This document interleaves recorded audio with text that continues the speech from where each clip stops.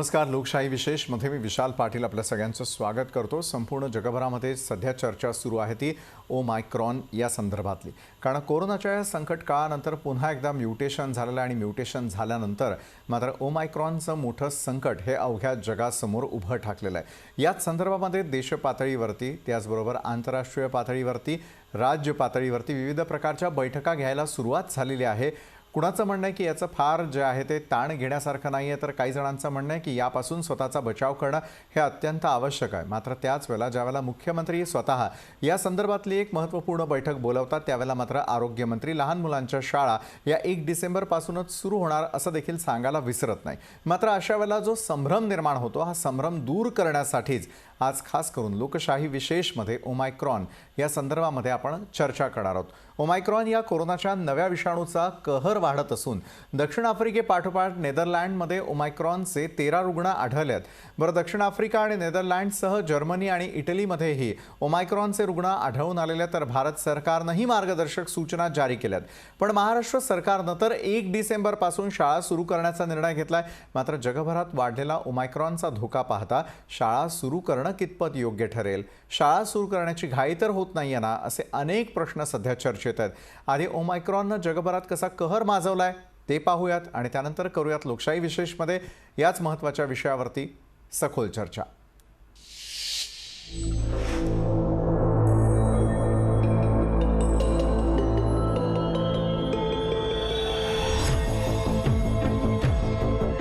जगभरात ओमिक्रॉनचा हाहाकार. नेदरलँडमध्ये 13 प्रवाशांना बाधा. जर्मनी इटलीमध्येही ओमिक्रॉनचा प्रसार. दक्षिण आफ्रिकेत लॉकडाऊनचं संकट. भारत सरकारकडूनही मार्गदर्शक सूचना. जगभरात ओमिक्रॉन या कोरोनाच्या नव्या विषाणूचा संसर्ग वाढतोय. दक्षिण आफ्रिकेत ओमिक्रॉनचा शोध लागल्यानंतर तिथल्या विमानांवर बंदी घालण्यात आली. ओमिक्रॉनचा वाढता कहर पाहता अनेक देशांमध्ये ओमिक्रॉनचे रुग्ण आढळून येत आहेत. ओमिक्रॉनचे नेदरलँडमध्ये 13 रुग्ण आढळले, तर जर्मनी आणि इटलीमध्येही ओमिक्रॉनचे रुग्ण आढळत आहेत. त्यामुळे जगभरातील अनेक देशांनी ओमिक्रॉनचे रुग्ण आढळलेल्या देशांवर बंदी घातली. भारतानेही ओमिक्रॉनचा धोका अधिक असलेल्या 12 देशांची यादी जाहीर केली. त्यामध्ये अमेरिका, दक्षिण आफ्रिका, ब्राझील, बांगलादेश, बोट्सवाना, चीन, मॉरिशस, न्यूझीलंड, झिम्बाब्वे, सिंगापूर, हाँगकाँग आणि इस्रायल या देशांचा समावेश आहे. या देशांमधील प्रवाशांसाठी 1 डिसेंबरपासून केंद्र सरकारनं मार्गदर्शक सूचना जाहीर केल्यात. त्यानुसार 14 दिवसांपूर्वीच्या प्रवासाचे तपशील सादर करणे, RT-PCR चाचणी अहवाल अनिवार्य, आगमनानंतर कोविड चाचणी बंधनकारक, बाधित नसल्यास 7 दिवस होम क्वारंटाईन अनिवार्य, 8व्या दिवशी पुन्हा कोरोनाची चाचणी करणं. कॅनडामध्येही ओमिक्रॉनचा संसर्ग पाहायला मिळतोय. नुकतेच नायजेरियाला प्रवास केलेल्या 2 लोकांमध्ये ओमिक्रॉन संसर्ग आढळलाय. इंग्लंडनेही नागरिकांना मास्क घालणं बंधनकारक केलंय. तर ब्रिटन सरकारनं नागरिकांनी मास्क घातलाच पाहिजे, शारीरिक अंतर राखण्याच्या सूचना दिल्यात. दक्षिण आफ्रिकेत पुन्हा एकदा कठोर निर्बंध लावले जाण्याची शक्यता आहे. यापूर्वी दक्षिण आफ्रिकेत जगातील सर्वात कडक लॉकडाऊन लावण्यात आला होता. त्यावेळी प्रवास बंदीसोबत त्यांनी मद्य आणि सिगारेटच्या विक्रीवरही बंदी आणली होती. आता ओमिक्रॉनचा अटकाव करण्यासाठी जगभरातील देश त्यावर काय उपाययोजना करतात हे पाहणं महत्त्वाचं ठरेल.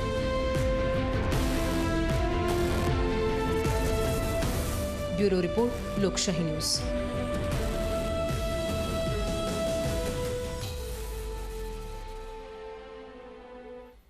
आणि याच संदर्भातली या क्षणाची एक मोठी बातमी आणि त्यानंतर आपण सखोल चर्चेकडे वळणार आहोत. ती म्हणजे ओमायक्रॉनशी संबंधित एक मोठी ब्रेकिंग राज्यातून येते आणि दक्षिण आफ्रिकेतून आलेले 1000हून अधिक प्रवासी हे मुंबईत आहेत. पर्यटन मंत्री आदित्य ठाकरेंनी ही धक्कादायक माहिती दिली आहे. दक्षिण आफ्रिकेतून आलेल्या प्रवाशांचा तातडीनं शोधही सुरू करण्यात आलेला आहे.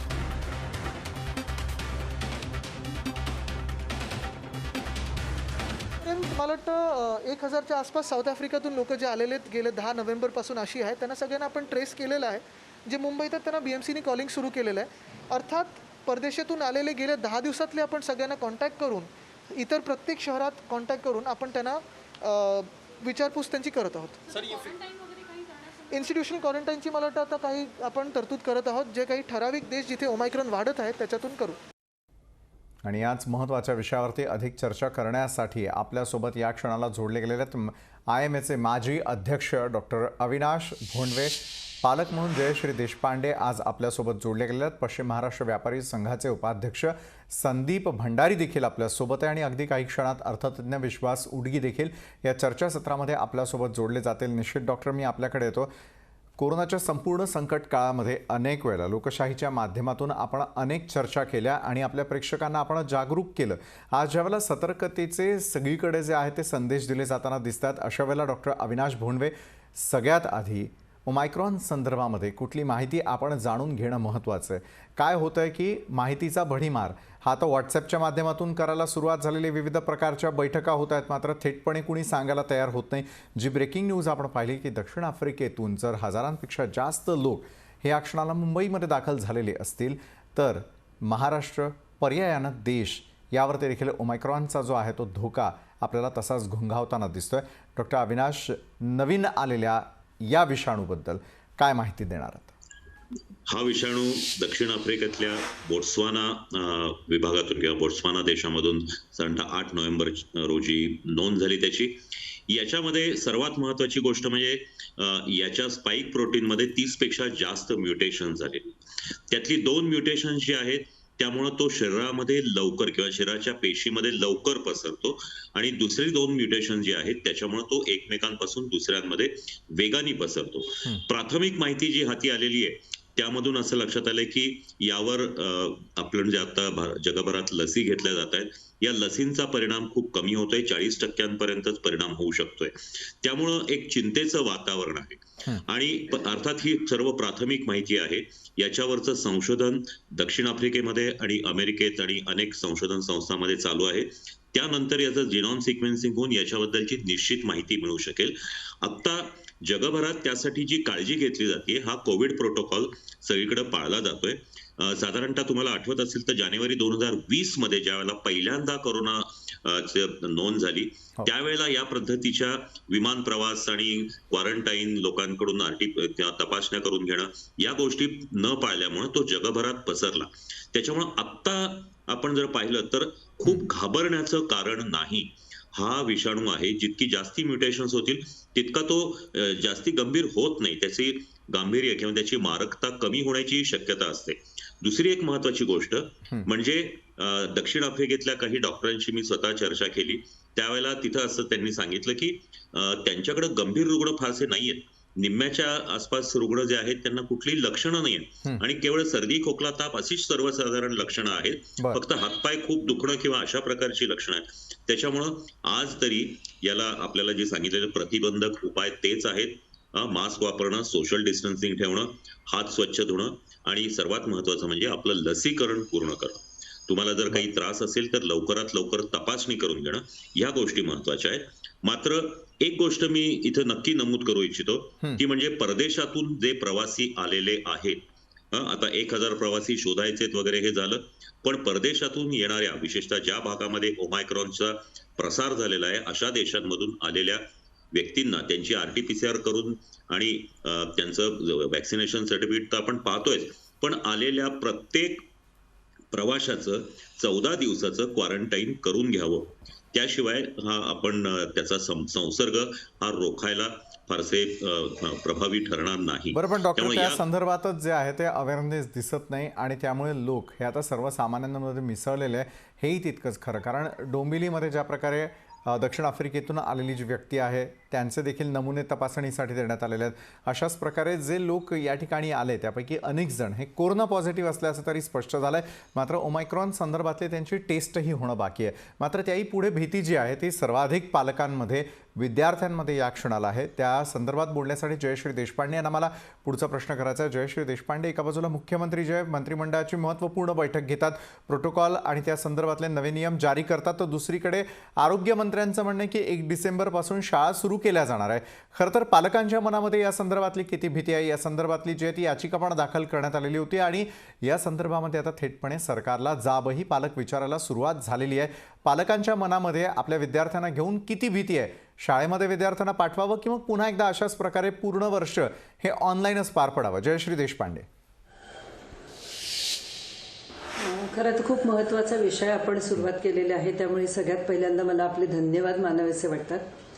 दुसरं महत्त्वाचं म्हणजे आत्ता कालचा निर्णय झालेला आहे की 1 डिसेंबरपासून शाळा सुरू कराव्यात. हो. हे निर्णय घेत असताना एकीकडे काही वेगळ्या सूचना जारी करण्यात येतात. त्या सूचनांमध्ये 1 डोस झालेल्यांसाठी वेगळे नियम, 2 डोस झालेल्यांसाठी वेगळे नियम, ज्यांनी मास्क लावलाय त्यांच्यासाठी वेगळे नियम, ज्यांनी मास्क नाही लावलाय त्यांच्यासाठी वेगळे नियम.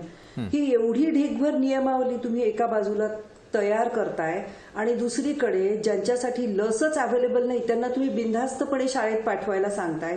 ही खूप मोठी तफावत आहे ह्या सगळ्या गोष्टींमध्ये. बरोबर. असं कुठेही नाहीये की लहान मुलांना कोरोना होतच नाही. जर असं असतं की 15 वर्षाखालील मुलांना कोरोना किंवा ओमिक्रॉन होणारच नाही असं जर असतं तर आपण ह्या गोष्टी मान्य केल्या असत्या.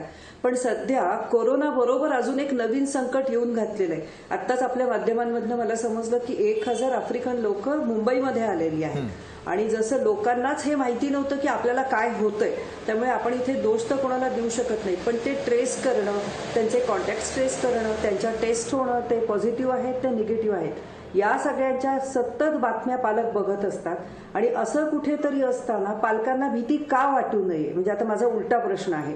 एकीकडे तुम्ही वॅक्सिनबद्दल कुठलीच चर्चा करत नाहीत आणि दुसरीकडे मोठ्यांना मात्र 2 वॅक्सिन असल्याशिवाय तुम्ही गाड्यांमध्ये प्रवास करायचा नाही, ट्रेनमध्ये चढायचं नाही, बसेसमध्ये चढायचं नाही, हे करायचं नाही, ते करायचं.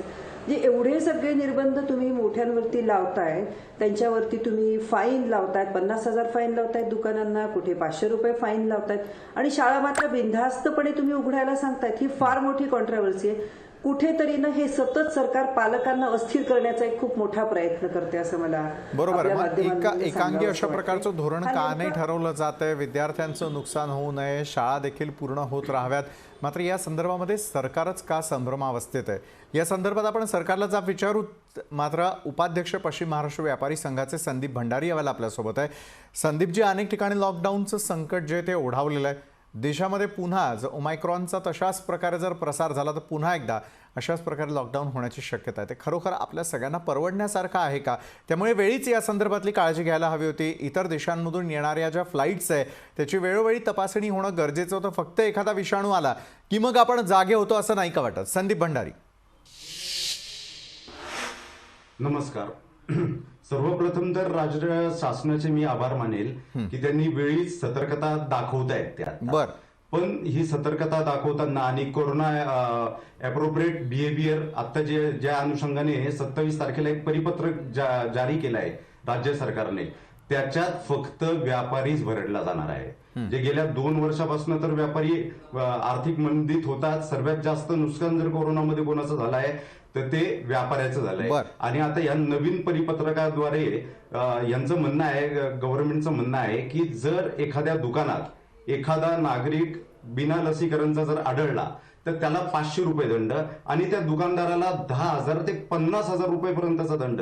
हा कुठला न्याय? पहिली गोष्ट तर हे कळत नाही. दुसरी गोष्ट म्हणजे सरकारचं असं म्हणणं आहे का व्यापाऱ्यांनी आता व्यापार बंदच करून टाकावे? कुठेतरी आता तर आमचे व्यापार सुरू झालेले आहेत आणि जर तोच नागरिक जो 500 रुपये तुम्ही त्याला दंड करणार आहात तो रस्त्यावर जर सापडला तर मग दंड कोणाला करणार आहात? दुकानात सापडला तर दुकानदाराला 50,000, 10,000 असे दंड.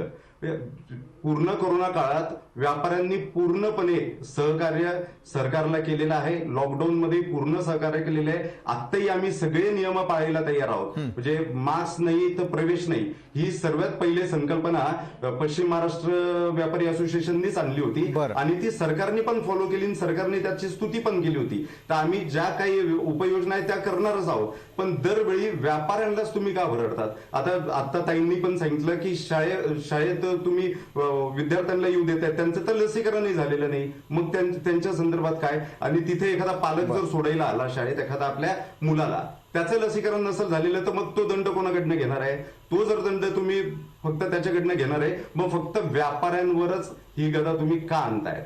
हा सर्वात मोठा विषय. बरोबर आहे. व्यापाऱ्यांना या अटी खरं तर जाचक वाटतं. व्यापाऱ्यांसाठी आहे का? आज सकाळी प्रसार माध्यमाच्या माध्यमातूनच राऊत साहेबांच्या मुलीच्या लग्नाचे काही दृश्य दिसले. तिथे किती कोरोनाचे नियम पाळले गेले, तिथे किती ह्या सगळ्या एसओपी पाळल्या गेल्या, तिथे किती लोकांचे लसीकरण चेक केले गेले. म्हणजे हे सगळे नियम जे आहेत ते सर्वसामान्यांसाठीच आहेत का, किंवा व्यापाऱ्यांसाठीच आहे फक्त? बरोबर आहे संदीपजी, आपण उपस्थित केलेले प्रश्न आहेत. सरकारला हा जाब विचारणं खरं तर आवश्यकच आहे. अर्थतज्ञ विश्वास उटगी देखील आपल्यासोबत जोडले गेले आहेत. विश्वास उटगींना मला थेट प्रश्न या संदर्भातला करायचा आहे. प्रत्येकाच्या मनामध्ये कुठे ना कुठे भीती असल्याचं आपल्याला पाहायला मिळतं. विश्वास उटगी यांच्याशी आपला संपर्क तुटलेला आहे. आपण त्यांच्याशी पुन्हा एकदा संपर्क प्रस्थापित करूयात. मात्र डॉक्टर अविनाश भोंडवे, मी आपल्याकडे येतो. ज्यावेळेला अशा प्रकारच्या वेगवेगळ्या प्रकारच्या संकटांना आपण सामोरे जातो आहोत, प्रशासनाच्या धोरणावरती अनेक वेळेला प्रश्नचिन्ह उपस्थित राहताना विविध प्रकारचे कार्यक्रम होताना दिसतात, त्यावरती कुठल्याही प्रकारची बंदी नाही. मात्र मुंबईसारख्या ठिकाणी जर तुम्हाला बेस्टनेही प्रवास करायचा असेल तर 2 लसीकरण जे ती झालेली असायला हवी आहेत. मात्र लसीचे डोस, त्यानंतर लसीकरणामध्ये झालेली दिरंगाई, अनेकांनी फक्त एक डोस घेतलेला आहे. अशा याच्यात जर पुन्हा एकदा आपापल्या व्हेकलनं प्रवास करायचा असेल किंवा वर्क फ्रॉम होम करायचं असेल तर हे नुकसान कुणालाही झेपण्यासारखं नाही आहे. दुसरीकडे जसं पालक म्हणून जयश्री देशपांडे यांनी प्रश्न उपस्थित केले की विद्यार्थ्यांच्या आत्तापर्यंत वॅक्सिनेशन संदर्भात आपण बोललो सुद्धा नाही आहे. संदीप भंडारींसारखे जे अनेक व्यापारी आहेत त्यांना ही धास्ती आता पुन्हा एकदा वाटायला लागलेली आहे की पुन्हा एकदा कोरोना येणार आणि त्या नियमांचं पालन आम्ही करायचं. आमच्याकडूनच सगळ्या प्रकारचे जे आहे ते जाचक अटी आणि शर्ती करून आमच्याकडूनच त्या ठिकाणी जी आहे ती वसुली केली जाणार. मग सरकारचं धोरण नेमकं आहे तरी काय?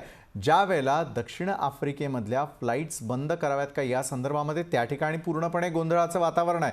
मात्र अशा वेळेला देखील मुंबईसारख्या ठिकाणाहून जिथून सगळ्यात आधी शिरकाव झालेला होता ते आंतरराष्ट्रीय विमानतळ असेल किंवा दिल्लीचं विमानतळ असेल, प्रत्येक ठिकाणी निर्बंध कुठे पाळले जाताना दिसत आहेत. त्या ठिकाणाहून लोक कशा प्रकारे पळवाटा काढतात.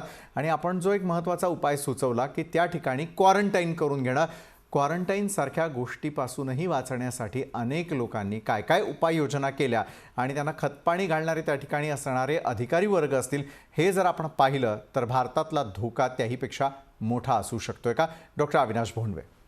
बरोबर आहे. आपण आधी विद्यार्थ्यांबद्दल बोलूया. आज भारतामध्ये 2 ते 18 वयोगटातल्या मुलांचं, किशोरांचं, तरुणांचं लसीकरण झालेलं नाही. साधारणतः 1 महिन्यापूर्वी 2 लसींना परवानगी दिली म्हणून जाहीर झालं, परंतु त्या कशा द्यायच्या, त्यांना कुठल्या गटामध्ये द्यायच्या, त्याच्याबद्दलचं जे धोरण आखायला पाहिजे होतं ते आतापर्यंत आखलेलं नाही. त्याच्यामुळे शाळेतल्या मुलांचं लसीकरण झालेलं नाही.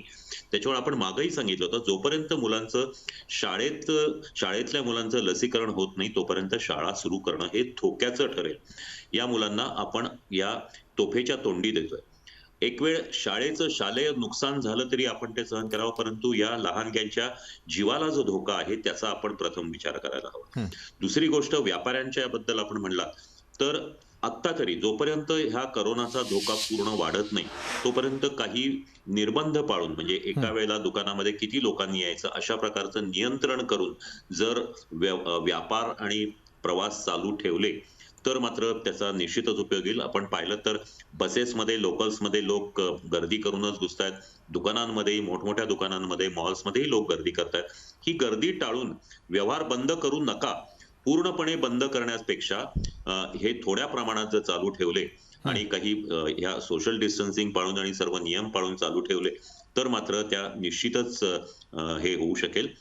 तिसरं जे महत्वाचं जे आहे ते म्हणजे सरकारचे जे धरसोडीचे निर्णय आहेत, हे धरसोडीचे निर्णय तसे नसून सतत बदलती परिस्थिती आहे, त्यामुळं या गोष्टी अशा होत आहेत. एका बाजूनी केंद्र सरकारचे आदेश आहेत त्याचं पालन होत आहे, एका बाजूने आपण जर पाहिलं तर आंतरराष्ट्रीय प्रवाशांचं जे विलगीकरण करायला पाहिजे, इन्स्टिट्यूशनल विलगीकरण करायला पाहिजे, ते झालेलं नाही. आणि त्याचबरोबर त्यांच्या तपासण्या आणि ह्याबद्दलही फारशी काळजी घेतली गेली नाही, म्हणून तर 1000 रुग्ण आपल्याला सापडत नाहीयेत. त्याचबरोबर आमची माहिती अशी आहे की काही रुग्ण असे आहेत की जे मुंबईतून दुसऱ्या गावाला, दुसऱ्या राज्यामध्ये सुद्धा टॅक्सीने प्रवास करून गेले किंवा कारने प्रवास करून गेले. आपल्याला आठवत असेल तर महाराष्ट्रातला पहिला रुग्ण जो पुण्यात सापडला तो दुबईमधून पुण्यात आला आणि त्यानंतर तो मुंबईत आला आणि मुंबईतून पुण्यात टॅक्सीने आला. ती पहिली केस होती आणि त्यानंतर ते महाराष्ट्रात खूप मोठ्या प्रमाणात संक्रमण वाढत झालं. गेलं. तर हीच इतिहासाची पुनरावृत्ती पुन्हा होण्याची शक्यता आहे. त्याच्यामुळे या पद्धतीने काळजी घेऊन सर्व निर्बंध पाळून जोपर्यंत या साथीचे किंवा या ओमायक्रॉनच्या त्याच्या घातक परिणामांचे संकेत जोपर्यंत पूर्ण स्पष्ट होत नाही तोपर्यंत आपल्याला निर्बंध पाळावे लागतील. जर ते आपल्याला फार विशेष नाहीत असं लक्षात आलं तर पुन्हा पहिल्यासारखं आपल्याला निर्बंध सैल करता येतील. पण जर ते खूप घातक आहे तो विषाणू असं जर स्पष्ट झालं तर मात्र आपल्याला सर्व गोष्टी सोडून आपल्याला पुन्हा एकदा लॉकडाऊन किंवा कंटेनमेंट बरोबर आहे. म्हणजे निष्काळजीपणाचं असलेलं धोरण हे अनेकांच्या जीवावर बेतू शकतं आणि थेटपणे आपल्या अर्थव्यवस्थेवरती देखील परिणाम करू शकतं. अर्थतज्ञ विश्वास उडगी आपल्यासोबत जोडले गेलेले आहेत. विश्वास उडगी सर, मला तुम्हाला पुढचा प्रश्न हा खरं तर करायचा आहे जो अगदी सुरुवातीपासून मनामध्ये घर करू नये. तो म्हणजे दक्षिण आफ्रिकेसारख्या त्या ठिकाणी असलेल्या विमानतळावरती सध्या गोंधळाचं वातावरण आहे, कारण अनेक फ्लाईट्स रद्द करण्यात येतात. दक्षिण आफ्रिकेमधून येणाऱ्या कुठल्याही फ्लाईट्सना अनेक देशांनी थेटपणे बंदी घातल्याचं दिसून येतं. दुसरीकडे पुन्हा एकदा त्या ठिकाणी जे लॉकडाऊन सदृश्य परिस्थिती निर्माण झाल्यामुळे तिथली अर्थव्यवस्था कोलमडणार आहे असं देखील चर्चा केली जाते. जर कोरोनाच्या संकट काळानंतर एकंदरीत आपण जगाचं गणित पाहिलं तर संपूर्ण जगभरामध्ये अर्थव्यवस्थेचे वाजलेले 3-13 आणि त्यानंतर पुन्हा एकदा ओमायक्रॉनचा जो त्या ठिकाणी संकट उभं ठाकलेलं आहे, त्याचा झालेला जन्म आहे, तो पुन्हा एकदा जगाला, जगाच्या अर्थव्यवस्थेला कुठे घेऊन जाऊ शकतो. पूर्वीचा काळ ठीक होता की कोरोनाच्या बाबतीमध्ये फार आपल्याला माहिती नव्हतं, मात्र आता या कोरोनाच्या संकटाला कसंबसं तोंड दिल्यानंतर ओमायक्रॉनला तोंड देण्याची आपल्याला सगळ्यांना जी आहे ती पुन्हा एकदा वेळ आलेली आहे. मात्र आर्थिक संकटाच्या खाईमध्ये कुणालाही न लोटता हे व्हावं यासाठीच्या उपाययोजना. विश्वास उडगीजी. ओमायक्रॉन हे जे काही व्हायरस आहे हा कोरोनाचा पुढचा टप्पा आहे आणि तो कोरोनापेक्षा अधिक गंभीर का ठरू शकतो कारण त्याच्यावरती लस ही अजून शोधून काढून जेव्हा काही त्याच्यावरती उपाय होतील तेव्हा त्याच्यावरती ते लक्षात येऊ शकेल. कोरोनाची लस जी काही 50% उपयोगी पडणारी आहे ती मिळायला सुद्धा 1.5 वर्ष लागलेली आहेत आणि कोरोनाने या 1.5 वर्षात जगाच्या अर्थव्यवस्थेचं हाहाकार माजवलेला आहे. भारतीय अर्थव्यवस्था लॉकडाऊनच्या पहिल्या टप्प्यात 23.5 आणि आता आपण बघतोय की आता आपण शून्याच्या पुढे 1% आलोय. आकडे काही का पण येणार त्यामुळे मार्च मध्ये 7.5 8.5 हे जरी रेटिंग एजन्सी सांगितलं असलं तरी वस्तुस्थिती अशी आहे की कोरोना नंतर आता जे काही कुठे इकॉनॉमीमध्ये काही विशिष्ट सेक्टर्स मध्ये उभारी आलेली आहे आणि आता ओमिक्रॉन या जो काही कोरोनाचा पुढचा टप्पा आहे हा अर्थव्यवस्थेला घातक ठरू शकेल कारण का युरोपमध्ये त्याचा प्रसार मोठ्या प्रमाणात झालाय आणि आता पूर्ण आफ्रिकेमध्ये साऊथ आफ्रिकेमध्ये त्याचं लक्षण सापडलेलं आहे. म्हणून एकूण व्यवहार जो आहे साऊथ आफ्रिकाचा एक महत्वाचा भाग काय हा ब्रिक्स देशातला एक म्हणजे ब्रिटन सुद्धा अफेक्टेड आहे, युरोप अफेक्टेड आहे, साऊथ आफ्रिका अफेक्टेड आहे आणि सगळे फ्लाईट्स रद्द झालेले आहेत. या ह्याच्यामध्ये संपूर्ण व्यापार जो आहे विदिन इंडिया आणि इव्हन आउटसाइड इंडिया तो ब्रेक होण्याची शक्यता आहे. ब्रेक झालेलाच आहे, शक्यता नव्हे, तो ब्रेक झालेला आहे. याचा पहिला फटका 3 दिवसापूर्वी सेन्सेक्स वरती जे काही रुमर मॉंगरिंग म्हणा किंवा त्याचा इम्पॅक्ट म्हणा जगभरच्या अर्थव्यवस्थांमध्ये सेन्सेक्स हा 3,000 अंशांनी कोलमडलेला आहे. तो 63 पर्यंत जाऊन पुन्हा आता 57 पर्यंत किंवा 58 पर्यंत 1000 पर्यंत आलेला सेन्सेक्स जर तुम्ही बघितलात तर जगभरच्या अर्थव्यवस्थांमध्ये हीच भीती आहे की हा ओमिक्रॉन जो आहे त्याला पुन्हा एकदा खड्ड्यात घेऊन जाईल. कारण हा पुन्हा एकदा गंभीर विषय असा की आपल्या इथे डॉक्टर आहेतच त्यांना माहित असेल की याच्यामध्ये कोणत्याही प्रकारचा उपाय सापडत नाहीये असे रिपोर्ट्स आहेत. लस शोधणं वगैरे हा फार पुढचा प्रश्न आहे. म्हणून अर्थव्यवस्थेला फटका बसणं हे आता जवळजवळ निश्चित आहे. तर भारत आता पुढे सावरतोय ह्याच्यानंतर युरोप खंडामध्ये पूर्णपणे हा पसरलेला आहे. भारतात तो पसरण्याची दाट शक्यता आहे. पण सर्व प्रकारची काळजी ही आपल्याला सरकारला सहकार्य केलंच पाहिजे. लवकरात लवकर आपण आटोक्यात आणू शकलो तर अर्थव्यवस्था ही रुळावर येईल. नाही तर अर्थव्यवस्थेला फटका बसला तर पुन्हा एकदा बरोबर. करोनाचा नवीन रूप आपल्याला खूप त्रासदायक ठरणार आहे एवढं नक्की. नक्कीच विश्वास उडगीजी, मी आपल्याकडे पुन्हा एकदा येतो. जयश्री देशपांडे यांच्याकडे जाईल. झालेलं आर्थिक नुकसान एक वेळ भरून काढणं शक्य असतं, मात्र एकदा जर ते आयुष्यावरती परिणामकारक ठरणार असेल, पुढच्या पिढीवरती परिणामकारक ठरणार असेल, तर वेळीच उपाययोजना करण्यामध्ये सरकार कुठेतरी कुचराई करतंय असं आपल्याला वाटतं का? पालकांना जी धास्ती सतावताना दिसतीये, खरं तर तुमच्या आमच्यासारखे देखील ज्यावेळेला आपण कामावरती जातो त्यावेळेला भीती ही आपल्या सगळ्यांमध्येच आहे. मात्र याच्यावरती नियंत्रण आणण्यासाठी सरकार वेळीच पावलं उचलणार आहे का? शैक्षणिक धोरण असेल, व्यापाऱ्यांसंदर्भातलं धोरण असेल, किंवा मग येत्या काळातलं लसीकरणाचं धोरण असेल, या संदर्भामध्ये सरकारनं काय करायला हवं, या संदर्भात अधिक चर्चा करण्यासाठी जयश्री देशपांडे आणि संदीप भंडारी यांच्याकडे आपण जाणार आहोत. एका छोट्याशा ब्रेक नंतर आम्ही लगेच परततोय. ब्रेकनंतर आपल्या सगळ्यांचं पुन्हा एकदा स्वागत. थेट पालक जयश्री देशपांडे यांच्याकडे जाऊया. जयश्रीजी, झालेलं नुकसान भरून काढता येतं, मात्र आरोग्यविषयक आत्ताच काळजी घेणं आणि पुढच्या पिढीची काळजी घेणं हे तुमच्या आमच्या सगळ्यांच्या हातात आहे. आपणही आपला जीव धोक्यात घालून खरं तर कामावरती येतो, मात्र ओमायक्रॉनसारख्या संकटाला सामोरं जात असताना शैक्षणिक धोरण, व्यापारी धोरण ठरवणं आता गरजेचं झालं आहे का? ही काळाची गरज आहे का?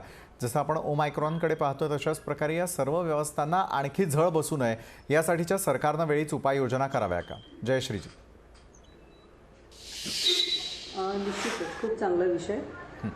खरं तर इथे जर का आपल्याला आपण जर का कुठे या गोष्टी सगळ्या कंट्रोल करू शकत असेल तर 18 वर्षाच्या खाली ज्या मुलांना वॅक्सिन्स अवेलेबलच नाहीये अशा मुलांच्या शाळा किंवा क्लासेस किंवा इतर गोष्टी कुठेही सुरू करण्याची घाई करू नये. पण किती म्हटलं तरी मुलं खूप वेळ मास्क ठेवत नाहीत किंवा सगळीच मुलं अशी नसतात की जिथे प्रिकॉशन्स फॉलो करतात. आता व्यवसायाच्या बद्दल म्हटलं तर व्यवसाय करणं ही काळाची गरज आहे, ही प्रत्येकाची आपल्या सगळ्यांचीच गरज आहे. सो व्यवसाय चालू करावेत. मला असं वाटतं की व्यावसायिकांनी गेल्या बऱ्याच दिवसांमध्ये जर बघितलं तर खूप चांगल्या प्रकारे कोरोनाचे नियम फॉलो केलेले आहेत. आम्ही पण बऱ्याच ठिकाणी सर्वे करतो तेव्हा हे नियम त्यांच्याकडनं व्यवस्थित फॉलो होत आहेत. पण 18 वर्षाच्या खाली जिथे ज्या मुलांना वॅक्सिन्सच अवेलेबल नाही आहेत त्या मुलांच्या शाळा चालू करू नये. 10वी आणि 12वी सारख्या तत्सम जे काही शैक्षणिक वर्ष आहेत किंवा ज्या काही महत्त्वाच्या गोष्टी आहेत तिथे वातावरणाचा अंदाज घेऊन तेवढ्या वेळेपुरतं फक्त 1 ते 2 तासापुरतं फक्त एक्झाम्स असतील अशा गोष्टी चालू ठेवाव्यात, अगदी मर्यादेमध्ये. तेही संख्या आणि डिस्टन्सिंग, सोशल डिस्टन्सिंग आणि कोरोनाचे सगळे नियम अर्थात तिथे पाळणं शक्य आहे. आणि जसं गव्हर्नमेंटनी बऱ्याच गोष्टी ऑनलाईन केल्या होत्या, कितीही नाही म्हटलं तरी त्या ऑनलाईनला आज आपल्याला सामावून घ्यावंच लागलं, कारण ही काळाची गरज होती. ती पावलं उचलून आपण त्या गोष्टी केल्या. तर इथे सगळ्यात पहिल्यांदा वॅक्सिनेशनवरती किती लवकरात लवकर काम करता येतं आणि हे वॅक्सिनेशन करताना ह्याची जबाबदारी शाळांकडे द्यावी, जेणेकरून आपले मॅक्झिमम मुलं वॅक्सिनेटेड होतील आणि तदनंतर शाळा सुरू करण्याची घाई करावी. कारण ह्या गोष्टींची इंटेन्सिटी ज्यांच्या घरामध्ये कोरोनाचे पेशंट्स होते, आज आपण आपल्या माध्यमांच्या मध्ये जर का बातम्यांमध्ये बघितलं तर ज्या मुलं पॉझिटिव्ह झाली होती आतापर्यंत त्यांचे ते हॉस्पिटलमधले निरागस चेहरे बघून एक पालक म्हणून आम्हाला खूप काळजी वाटते. त्यामुळे आज तेच चेहरे पुन्हा पुन्हा तोंडासमोर येतात आणि तिथे कुठेतरी किंवा ज्या मुलांचे किंवा ज्या आपले पालक गमावले, ज्यांच्या घरामध्ये खूप मोठं नुकसान झालेलं आहे, त्यांना ह्या गोष्टींची इंटेन्सिटी खूप मोठ्या प्रमाणात असते. सरकारने असे कुठलेही निर्णय घेताना पालकांना सुद्धा गृहीत धरण्याची गरज आहे. कारण होतं काय की हे ह्यांच्या अधिकारी जे AC मध्ये बसले त्यांच्यावरती बसून निर्णय घेतात. आज किती जरी वास्तविकता असली की पालकांना मुलांना शाळेमध्ये पाठवायचे, मुलांनाही शाळेत जायचे, शिक्षकांनाही आपल्या विद्यार्थ्यांना वेलकम करायचे, सगळेजण सगळ्या प्रिकॉशन पाळतील, पण हे प्रॅक्टिकली पॉसिबल नाहीये. एवढंच मला आपल्या माध्यमांमधनं. आणि सरकारने ह्याचा पुनर्विचार लवकरात लवकर करावा आणि पालकांची जी द्विधा मनस्थिती आहे त्यातनं जरा पालकांना सावरावं. कारण जरी सरकारने शाळा सुरू करण्याचं कंपल्शन केलं तरी किती प्रमाणात मुलं शाळांमध्ये जातील यामध्ये खूप मोठी साशंकता आहे. आम्ही आजच सर्वे घेतला, त्या सर्वेमध्ये हार्डली 1 ते 2% पालक फक्त आपल्या मुलांना शाळेमध्ये पाठवायला तयार आहेत. 99% लोक आपल्या मुलांना शाळेमध्ये पाठवण्यास तयार नाही. खरोखर अशा प्रकारची रिस्क कोण घेणार? कारण शेवटी प्रश्न जो आहे तो पुढच्या पिढीतील या सगळ्या मुलामुलींचा आहे आणि पुढची पिढी जर व्यवस्थित ठेवायची असेल तर त्या ठिकाणी प्रिकॉशन्स घेणं हे गरजेचं आहे. कारण आलेलं संकट हे परतवून लावण्यासाठी पुन्हा एकदा कंबर कसून आपल्याला सगळ्यांना तयार व्हावं लागणार आहे. वेळ झाली एका छोट्याशा ब्रेकची, आम्ही लगेच परततोय.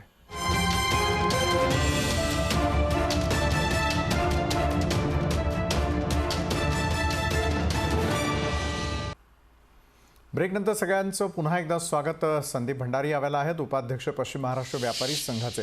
संदीप भंडारीजी, डॉक्टर अविनाश भोंडवे यांनी जसं ज्या प्रकारे आपल्याला सगळ्यांना मार्गदर्शन केलं की विविध क्षेत्रांसाठी हे असलेलं खरं तर चॅलेंज आहे. जसं जयश्री देशपांडे यांचं म्हणणं आहे की विद्यार्थ्यांसाठी जोपर्यंत लसी येत नाही तोपर्यंत आपण शाळेमध्ये पाठवायला नको. मात्र झालेलं जे आजपर्यंतचं व्यापाऱ्यांचं नुकसान आहे ते येत्या काळामध्ये होऊ नये, त्यामुळे आता पुन्हा एकदा ऑनलाईनच्या पद्धतीनं ते करावं का? ज्या प्रकारच्या जाचक अटींसंदर्भामध्ये आपल्याला शंका कुशंका आहे, सरकार या क्षणी आपल्याला पाहत असेल तर व्यापाऱ्यांच्या बाजूनं कुठली बाजू आपल्याला मांडावीशी वाटते थेटपणे सरकारसमोर? संदीपजी. पाटील साहेब, व्यापारी पण सुज्ञ आहे. व्यापाऱ्यांना स्वतःच्या जीवाची काळजी आहे, तसेच नागरिकांच्याही जीवाची काळजी आहे. त्याच्यामुळे आतापर्यंत जसे आम्ही सगळ्या नियमाचे पालन करत आमचे व्यापार करत आलेलो आहोत, याच्या पुढे आम्ही निश्चितपणे सगळ्या नियमांचे पालन करू. एवढंच नाही तर प्रबोधनही करू गिरायकांमध्ये. पण याचा अर्थ असा पण नाही का सरकार काही कोणताही अकबरी फरमान लावेल आणि तो आम्ही मान्य करू. म्हणजे हे जे दंडाचा जो फरमान काढलेला आहे या सरकारने, तो आम्हाला कद्यपि मान्य नाहीये. आश्चर्य जर काही झाले, हे भ्रष्टाचाराला निमंत्रण देणारे हे सगळे यंत्रणा चालू आहेत. हे जर कधी झालं तर व्यापारी रस्त्यावर उतरल्याशिवाय राहणार नाही आणि वेळ प्रसंगी इतिहासात पहिल्यांदा व्यापारी जेलभरो आंदोलन केल्याशिवाय राहणार नाही, हे निश्चित. व्यापाऱ्यांच्या वतीने मी तुम्हाला गवाही देतो की सगळ्या नियमांचे पालन आमच्याकडनं केले जाईल. मास्क नाही, प्रवेश नाही, सगळ्या प्रकारचे जे काही तुम्ही नियम कराल त्याचे आम्हाला पूर्णपणे आम्हाला ते मान्य आहे. हे जे हे लावतायत टॅक्सेस आमच्यावर, जे वेगवेगळे तुम्ही दंड लावतायत, हे आम्हाला कधीही मान्य नाही. कारण वेळोवेळी तुम्हाला फक्त व्यापारीच दिसतात. मी जसं सुरुवातीला पण बोललो, एकदाच सरकारने सांगून द्यावे का व्यापाऱ्यांनी व्यापाऱ्यांची दुकानं बंद करून टाकावी, व्यापारच बंद करून टाकावा, हरकत नाही. मग पुढे काय करायचं काही नाही ते आम्ही आमचं ठरवूया. नक्कीच. म्हणजे व्यापाऱ्यांच्या भावना या क्षणाला तीव्र आहे आणि आपण सरकारला थेटपणे राहणार नाही. नक्कीच संदीपजी, आपण सरकारला थेटपणे हा इशारा देत आहे. विश्वास उडगींना मला पुढचा प्रश्न करायचा आहे. विश्वास उडगी सर, गेल्या 2 वर्षात झालेल्या प्रचंड प्रमाणातलं प्रत्येक क्षेत्राचं नुकसान आपण पाहिलं जे आर्थिक स्वरूपाचं होतं. येत्या काळामध्ये आर्थिक गुंतवणुकी करत असताना किंवा खर्चांवरती मर्यादा आता पुन्हा एकदा ठेवण्याची वेळ येईल का? कारण येणारं सगळं संकट हे अनिश्चित आहे. कदाचित जेवढं आपण घाबरतोय त्यापेक्षा ते भयावह असू शकतं किंवा त्यापेक्षा कमी देखील असू शकतं. अशा वेळेला मध्यम मार्ग हा कशा प्रकारे काढावा विश्वासजी? त्याने सहन करतो आणि ते करणं भागही याचं कारण कोरोना आटोक्यात आणण्यासाठी ज्या लसी म्हणजे वॅक्सिनेशन जे आहे ना, आजही भारतामध्ये आत्ताचा लेटेस्ट आकडा 122 कोटीचा आहे एक डोस घेतलेल्यांचा. दोन्ही डोस घेतले तर साधारणपणे 280 म्हणजे 140 कोटी लोकांना दोनदा जर द्यायचं झालं तर म्हणजे द्यावं लागतं. म्हणून असा तो प्रश्न आहे. आता या अर्थात आपल्याला लक्षात येईल की भारतातल्या 25% लोकांचं वॅक्सिनेशन झालेलं आहे आणि कोरोनाचं वॅक्सिनेशन पुढच्या ओमायक्रॉन नावाच्या जे काही कोरोना नंबर 2 जे येणार आहे येऊ घातलेलं आहे आणि काही प्रमाणात आलेलं आहे. त्याला यातल्या दोन्ही वॅक्सिनेशन घेतलेल्या सुद्धा तो एक भयानक असा संकटाचा मामला आहे. अशा परिस्थितीमध्ये आपल्याला आता कोरोनाच्या कालखंडात जेवढे नियम आपण पाळलेले आहेत ते पाळून, व्यवसाय सांभाळून, पण लहान मुलांचं संरक्षण करून, महिलांचं संरक्षण करून, व्यवसायाचं संरक्षण करून जेवढं काही ओपन ठेवता येईल, पण सर्व प्रकारच्या प्रिकॉशन्स घ्यावेच लागतील. कारण एकदा का लागण लागली तर आता आपल्याला कोरोनाचं वॅक्सिन सुद्धा आपल्या मदतीला येऊ शकणार नाही. ज्यांनी 2 डोस घेतलेत त्यांनाही आणि ज्यांनी नाही घेतले तर ते एक्सपोज होणार आहेत. सो म्हणून टोटॅलिटीमध्ये आपण एक्सपोज होण्याची शक्यता आहे. आता पहिलाच धडा आपण हेच शिकला पाहिजे की अटमोस्ट प्रिकॉशन आणि 100% प्रिकॉशन आणि एव्हरी लेवल. त्यामुळे आपण आता 2 वर्षाच्या कालखंडात नागरिक जर शहाणे झाले असतील तर केवळ सरकारला दोष देऊन चालणार नाहीये. प्राप्त परिस्थितीत जीव वाचवताना व्यवसाय सांभाळणं, नोकरी सांभाळणं, नोकऱ्या सांभाळणं हे अभिप्रेत आपल्याला आहे सर्वांना आणि म्हणून नियम कठोरपणे पाळलं पाहिजे. आणि सरकारच्या दृष्टीने काय महत्वाचं आहे तर आता नवीन वॅक्सिन शोधून काढणं हे जगभरच्या शास्त्रज्ञांना, डॉक्टरांना आव्हान आहे. बरोबर. आणि ते भारतामध्ये इतरांपेक्षा खूप उशिरा कोरोनाचं वॅक्सिनेशन आलंय हे तुम्हाला आम्हाला सगळं माहिती आहे आणि तिथे आपण कमी पडलेलो आहे. हे कित्येकांना माहीत नसेल. सरकारने किती सांगितलं तरी सरकारने वॅक्सिनेशन अजूनही 45% केलेलं नाहीये. आता नवीन रोगाकरता वॅक्सिनेशन ABCD पासून सुरुवात करणं हेच खरं आव्हान आहे आणि ते अधिक डेंजरस नक्कीच. व्हायरस आहे हे माहीत असल्यामुळे आपण अधिक कॉशियस राहूया. लहान मुलांना एक्सपोज न होऊ देणं हे आपलं पहिलं कर्तव्य आहे. पण व्यवसाय सांभाळून जगराहाटी चालू ठेवायला लागेल, पण पूर्णतः प्रिकॉशन घेऊन. त्यामुळे सरकारशी आपण सहकारी करणं, सरकारने आपलं हितसंबंध सांभाळणं म्हणजे जनतेचं हितसंबंध सांभाळणं हे दोघांचं काम बरोबर. आहे. त्यातूनच अर्थकारण विश्वासजी, टिकेल आणि एकमेकांना वाढेल. पुन्हा एकदा नाहीतर सांभाळून संकट घेण्याची मोठं वेळ आलेली आहे. शेवटचे 30 सेकंद शिल्लक आहे. डॉक्टर अविनाश भोंडवे यांच्याकडे मला जायला आवडेल. डॉक्टर अविनाशजी, खरं तर या संदर्भातले प्रोटोकॉल आता आपण कुठले पाळायचे आहेत? ज्या प्रकारे पूर्वी झालेलं लसीकरण असेल, मग डोस पहिला असेल, 2 झालेले असतील, प्रत्येकासाठी हे आव्हान आहे. खरं तर बूस्टर डोसही यावरती कामी येणार नाही आहे अशा प्रकारचा इशारा आता WHO कडून देखील आलेला आपल्याला स्पष्टपणे पाहायला मिळतोय. त्यामुळे लसीकरणाचा वेग वाढवणं, पुन्हा एकदा नव्यानं संशोधन सुरू करणं, या सगळ्यांची री आपल्याला ओढावी लागणार आहे का? आणि या संकटातून मग बाहेर पडण्यासाठी, ओमायक्रॉनचं संकट परतवून लावण्यासाठी किती काळ जाईल असा अंदाज आता शास्त्रज्ञ व्यक्त करताना दिसतात. डॉक्टर अविनाश, ओमायक्रॉनवरचं लस शोधून काढण्याचा निर्णय मॉडर्ना कंपनी दिलेला आहे, परंतु अजूनही त्याबद्दल फारशी साशंकता आहे. याचं कारण असं आहे की अजूनही त्याचं स्वरूप स्पष्ट झालेलं नाहीये. बरोबर. आपण कडक निर्बंध म्हणलात तर मला असं वाटतं की आपण स्वतःहून आपल्या जबाबदारी समजून जे काही प्रतिबंधक नियम आहेत हे पाळले पाहिजे. लस ही घेतलीच पाहिजे, कारण 2 डोस हे पूर्ण व्हायला पाहिजे. लसीचा 50% 40% परिणाम होतोय, आणि तुम्ही जर लस घेतली असेल तर तुम्हाला तो आजार गंभीर स्वरूपात होणार नाही हेही स्पष्ट झालेलं आहे. मृत्यूदरी एकदम कमी होणार आहे हेही लक्षात आलं. त्यामुळे लसीकरण हा सर्वात महत्वाचा उपाय आहे. आणि आपण व्यापाराबद्दल बोललात तर व्यापार हा केवळ व्यापाऱ्यांच्या गरज नाहीये, तर ती सर्वसामान्य नागरिकांचीही गरज आहे. व्यापारामध्ये भाजीपाला आणि किराणा माल हे जे आहे हे या लोकांनी घरी पोहोचवण्याची व्यवस्था करावी, म्हणजे त्यांचा धंदाही बुडणार नाही आणि सर्व गोष्टींचं पालन होईल. आणि जी मोठी दुकानं आहेत तिथे सॉर्ट ऑफ अपॉइंटमेंट घेऊन किंवा या दिवशी इतक्याच लोकांना प्रवेश मिळेल अशा पद्धतीने हे करूनही करता येणं कठीण नाही. शाळांबद्दल म्हणलात तर दुर्दैवानी परिस्थिती अशी आहे की आतापर्यंत नियोजन झालेलं नाहीये. 12 ते 18 वयोगटातल्या मुलांचं लसीकरण ताबडतोब सुरू करावं आणि त्यांचं लसीकरण झाल्यानंतर 15 दिवसांनी त्यांना आपल्याला शाळेत पाठवता येईल. पण त्यासाठी शाळा उघडण्याचा काळ अजूनही 3 महिने पुढे ढकलायला लागेल. ओमायक्रॉनच्या संकटाशी सामना करत असताना शास्त्रज्ञांसमोर जेवढी आव्हानं आहे तेवढीच आव्हानंही आता सरकारसमोर, तुमच्या आमच्या सगळ्यांसमोर आहे. मात्र ओमायक्रॉन पासून जे आहे ते स्वतःला दूर ठेवण्यासाठी आता आवश्यकता आहे ती नियोजनाची. धन्यवाद विश्वास उडगीजी, डॉक्टर अविनाश भोंडवे, जयश्री देशपांडे, संदीप भंडारी, आपण या चर्चासत्रात आमच्यासोबत जोडला गेलात त्यासाठी. आजच्या लोकशाही विशेषमध्ये वेळ झालेली इथंच थांबण्याची. ताज्या घडामोडींसाठी पाहत रहा लोकशाही न्यूज.